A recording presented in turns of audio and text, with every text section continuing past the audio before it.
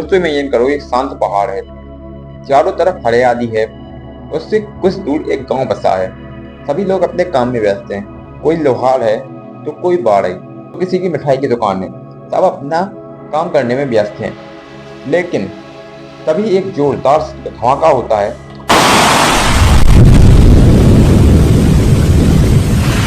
और सब बदल जाता है।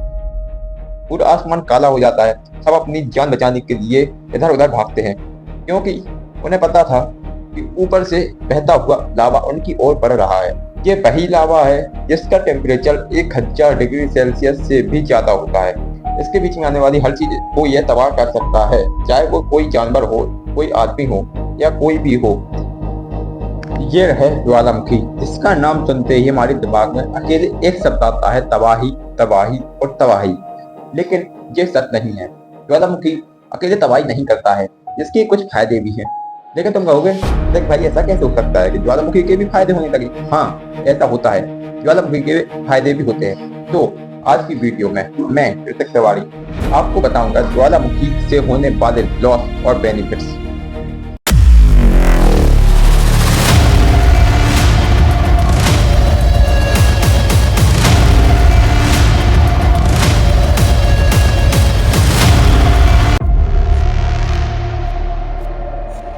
आइए तो पहले इसके एक बार लॉस देख लेते हैं। तो देखो, जब भी ज्वालामुखी फटता है तो पहले नंबर जो इससे निकलता है लावा।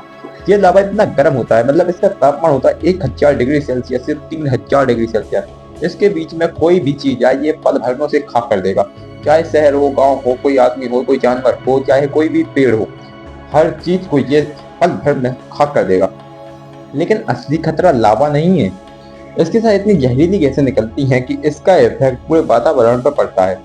वहाँ की फसल भी खराब हो सकती है और भी बहुत सारी जो इंसान उसके आसपास रहते हैं उन पर पड़ता है। इसमें जो गैसें निकलती हैं सबसे ज्यादा वो है कार्बन डाइऑक्साइड और सल्फर डाइऑक्साइड। इससे कि वहाँ के इंसानों और जंतुओं, जानवर को सांस लेने में भी दिक्कत हो सकती है और वहाँ के पेड़ तो वैसे ही खराब हो जाएंगे। और यही गैसें जब उस वातावरण से निकलकर आसमान में बादलों के साथ मिलती हैं और जब बादल के साथ ये बरसात करती हैं तो वो बरसात जहरीली होती है।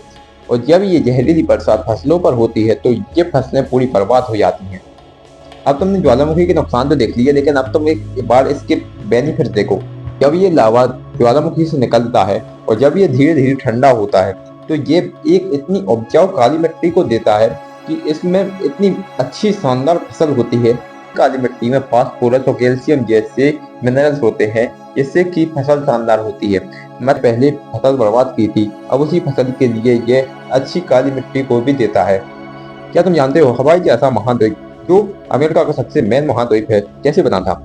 ये बना है समुद्र के अंदर ज्वालामुखी फटने से। मतलब ये जो पहले एरिया था ये समुद्र के अंदर था, लेकिन जब ज्वालामुखी एक्सप्लोड हुआ तो लावा निकला और जब ये लावा ठंडा हुआ तो धीरे धीरे वो जमीन में परिवर्तित हो गया और यह एक द्वीप बन गया।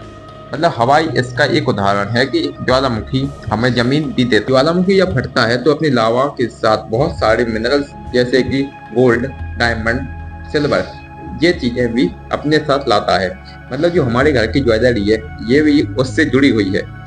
इसका सबसे बड़ा बेनिफिट तो ये है कि ये जियोथर्मल एनर्जी भी देता है, जिससे आइसलैंड जैसे देश पूरी एनर्जी चला रहे हैं। बिना पॉल्यूशन, बिना फ्यूल के पूरे आइसलैंड की एनर्जी इसी धरती की एनर्जी से चल रही है। ये नेचुरल एनर्जी है।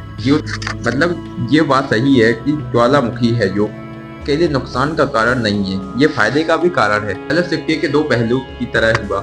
एक सिक्के पे जो बेनिफिट्स भी हैं तो दूसरे सिक्के पर लॉस भी है। मतलब ज्वालामुखी एक लॉस का भी कारण है और एक बेनिफिट्स का भी। तो दोस्तों आपको क्या लगता है, ज्वालामुखी अभिशाप है या वरदान? कमेंट में जरूर बताएं। तो दोस्तों अगर आपको ऐसे ही हिडन ट्रुथ पसंद हो तो हमारे चैनल को सब्सक्राइब करें। मिलते हैं अगली वीडियो में किसी नए टॉपिक के साथ।